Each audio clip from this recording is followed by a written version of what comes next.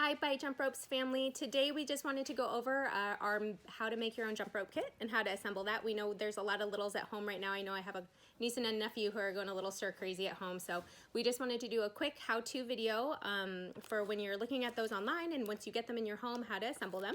So the example I have here today is going to be just your standard 5-inch handles.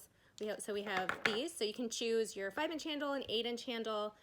You can even do a super fun flex handle, or one with grip tape. So you have a few different options just depending on what makes the most sense for you guys. So it comes with handles, and then you're gonna have your cord. So this cord will show you how to size, so you can cut it down to whatever height you're needing that for.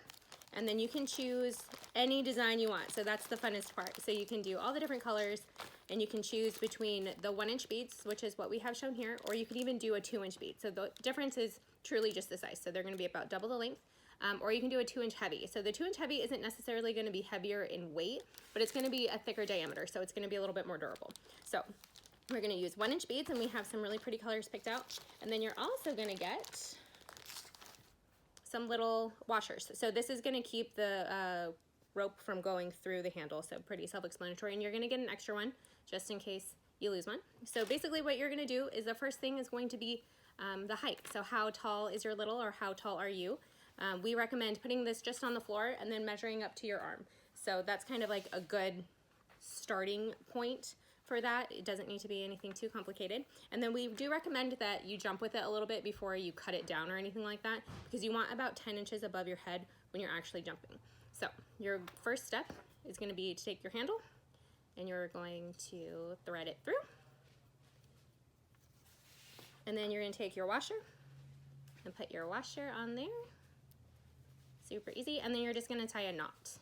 So obviously the cord doesn't go through. So you're going to have that just like that. The next step is going to be the funnest part. So you're going to take your beads, and you can do any pattern you want. This is really customizable, and you can choose any colors that you want to on our website. So you're just going to string them all through to create your pattern. We do have a few different color options. So we created just a little example. So orange, black, turquoise, and they come in 1-inch or the 2-inch, so you can really choose and customize which ones you want. So super fun for the kids to be a part of. So after you're done threading all of your beads, you get about 100 beads for the first rope. So it just depends on the length. You don't have to use all your beads.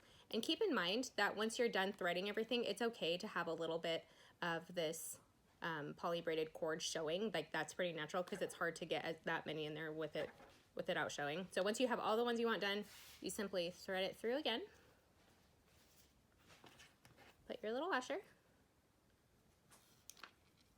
and you tie it shut.